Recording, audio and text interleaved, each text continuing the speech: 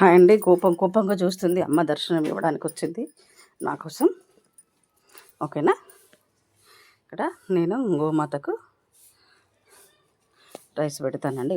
తలుపులు తీసుకొని అక్కడ ఉంటుందా, ఇది దొబ్బితే వస్తలేదు. ఇక్కడ గేటు క్లిక్ చేస్తుంది కాబట్టి ఇగో దా.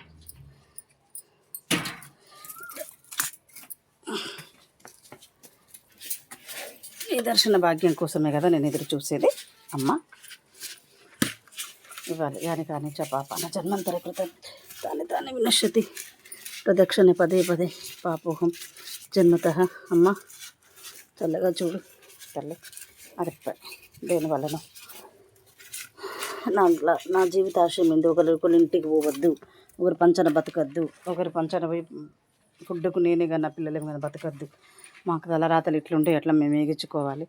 లేదంటే మా కష్టం చేసుకొని మేము బతకాలి, కానీ ఒకరి ఫుడ్ మాకొద్దు. నా పిల్లలు నేను ఒకరి పంచన పోవద్దని కోరుకుంటున్నానండి. మనం పోయి తీసుకెళ్ళి తిన్నా కూడా వేరే వాళ్ళ ఇంట్లో అది వాళ్ళది అంటారు. కష్టాలు అలా ఉంటాయి. కాలాన్ని ఎదురెదడానికి ఎవరు బాధ్యులం కాదు కదా. ఆ శ్రీరాముడు వాళ్ళతోటి వాళ్ళే అంత కష్టాలు ఎగిచ్చారు కదండి. మనం ఎంత, మన బతికెంత. కాకపోతే నేను నిత్యం పూజను ఎందుకు చేస్తానంటే సమాజానికి భయపడి, లోకానికి భయపడి, కాలానికి, ముఖ్యంగా కాలం ఈరోజు ఏం రాసి ఉంచిందో నాకు తెలియదు కాబట్టి కాలానికి భయపడి. సరే, ఈ ప్రసాదం కూడా అమ్మవారికి పెడితే చాలా ముక్తి. ఇది కూడా పెడదాం. ఆవుకు పెట్టడం అనేది చాలా విశేషమైనదండి. శుభ శనివారం, శుభాకాంక్షలమ్మ. ఇంకా మంచిది. ఆవుకు ముట్టే సాక్షాత్ భగవంతుడికి ముట్టినట్టే.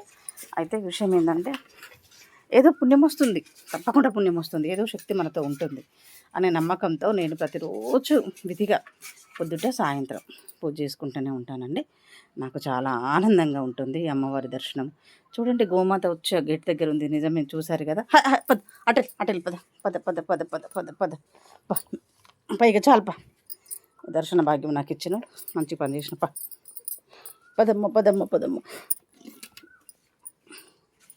పదమిక గురు సన్నిధికి దిశమయామని సుజనులు సదనులైరేని చాపదవిని గొనిరి ప్రార్కటంబులేని ఎరికానే.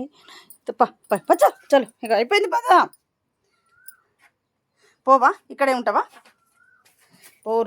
పోకుంటే ఇంట్లోకి వచ్చి వంటల కాడికి వచ్చి పొయ్యి గేట్ వేయకపోతే వంటల కాడికి వచ్చి పోయి గంజులు కూడా మూతలు తీస్తుంది. మా బాబు ఇక్కడ ఉండే ఎత్తుకుతుంది. మళ్ళీ ఏడుపో, నేను పెట్టినా కదా, వెళ్ళిపో. వెళ్ళలేదండి బాబు. ఈ గోమాతతోటి ఇంట్లోకి వస్తాయి, అన్ని ఇంట్లోకి దూరుతాయి. మేము గేటు తీసి ఉంచితే ఇంట్లోకి వచ్చి దూరుతాయి. అది మా భయం. పెట్టడమే, పూజ చేసుకోవడమే. అవి పొడుస్తాయి, వీళ్ళేమి చేస్తాయి. సరే అండి, ఈరోజు చాలా హ్యాపీగా, ఆనందంగా ఉంది. ఇప్పుడు దేవుడికి పెట్టిన నైవేద్యాన్ని కూడా నేను గోమాతకు హారతి ఇచ్చాను. అన్నీ సర్వేచన సుఖినభవంతు. చక్కగా అందరు ఆడపిల్లలు కూడా చేసుకోండి. మన తెలుగింటి సాంప్రదాయం వర్ధిల్లాలి. గోమాతలను గౌరవించాలి. మన ఇండ్లలో కనబడితే మాకు ఇంటికి వచ్చి దర్శనం ఇస్తుందండి. టెంపుల్కి ఎక్కడికి వెళ్ళాల్సిన అవసరం లేదు. చాలా హ్యాపీగా ఉందండి. ఓం నమః శివాయ, ఓం నమః శివాయ. ఇలా నా ఆశయం ఏంటంటే, నేను బతుకున్నంత వరకు ఒకరి పంచన పోయి ఒకరిని భోజనం పెట్టమని అడగడం నాకు నచ్చదండి. మనం ఫుడ్ తిని ఇంకొకరికి దానం చేసే లెవెల్లో ఉండాలి. సరే, నీ కోరిక ఏంటంటే ఈ మాత్రం తీరకుంటే ఎట్లా? నాకు సొంత నీడ ఉండాలి. ఒకరి నీడలో ఉండడం, ఒకరింట్లో పోయి బతకడం, ఇలాంటి అస్సలు నచ్చేయండి. ఎందుకంటే అది వాళ్ళ ఇల్లు, వాళ్ళ రాజులు, వాళ్ళ ఇంటికి వాళ్ళ రాజులు. వాళ్ళు ఏమైనా చేస్తారు, ఏమైనా అంటారు, వేరే వాళ్ళని ఎవరినైనా ఏమంటారు. అలాంటివి నాకు నచ్చక పోకూడదు. కొన్ని అనుభవాలు కొన్ని చూశాను, కొన్ని చేశాను. కాబట్టి ఎవరింట్లో వాళ్ళే గొప్ప, ఎవరింట్లో వాళ్ళే ఉండాలి, ఎవరింట్లో వాళ్ళే చనిపోవాలి. ఒకరికి సొంత ఇల్లు ఉండాలి మనిషికి. మళ్ళీ తర్వాత మనం ఒకరికి భోజనం పెట్టాలి, ఒకరిని అడక తినకూడదు. నా కాన్సెప్ట్ కోసమని కాలాన్ని తిరిగేసి చదువుతూ ఏదో ధర్మాన్ని పాటిస్తూ, నా సనాతన ధర్మాన్ని పాటిస్తూ ఇది వెళ్ళడమే నా జీవితం అవుతుందండి. అందరూ ఫాలో చేయండి, ఫాలో అవ్వండి మీరు కూడా. తప్పకుండా అండి, ఇవన్నీ మంచి ఆలోచనలే. కాబట్టి మీరు ఒక హీరోలాగా నిలబడతారు. ప్రపంచం మీ ముందుకు వచ్చి సెల్యూట్ కొడుతుందండి. ఎదగండి, చదవండి. మనం చదువుదామనే ఆలోచన మనకు ఉన్నది, మనం ఎదుగుదామనే ఆలోచన మనకు డిజిటల్ మహిళ గురించి చెప్తుందండి. మిమ్మల్ని మీరు హెరాస్ చేసుకోకండి. మీరు తప్పు చేయనప్పుడు ఎవరికి భయపడాల్సిన అవసరం లేదు. సర్వేజన సుఖిన భవంతు. ఓం నమః శివాయ. చిన్న మెసేజ్లు అన్నీ ఇస్తున్నానే. తప్పకుండా నాకు దోచింది ఆ టైంకి వచ్చింది. ఎందుకంటే డ్యూటీ టైం అనేది పొద్దుట ఇవన్నీ కార్యక్రమాలు దినచర్య కార్యక్రమాలు చేసుకోవడం, ఎవ్రీడే పూజ చేసుకోవడం.